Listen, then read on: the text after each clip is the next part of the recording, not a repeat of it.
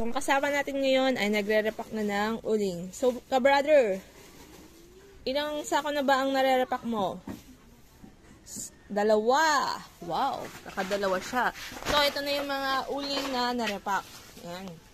So, guys, mas maganda kasi pag uling ang gagamitin natin, lalo na pag mga buto-buto o yung mga pangmatagalang luto. Kasi nga naman, mahalang gasol ngayon. So, ito, ang benta natin dito ay 20 pesos.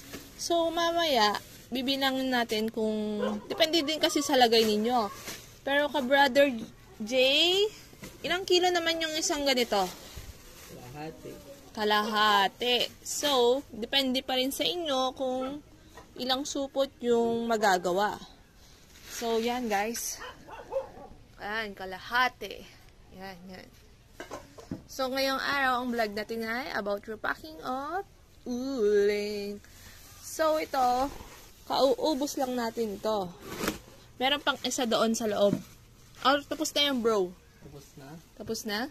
Po. So, meron pa dito yung natiraang kalahati. So, mahirap kasi maghanap ng supplier ng ganito. So, kumuha na tayo ng medyo madami. So, yun lang guys. See you tomorrow. Bye-bye!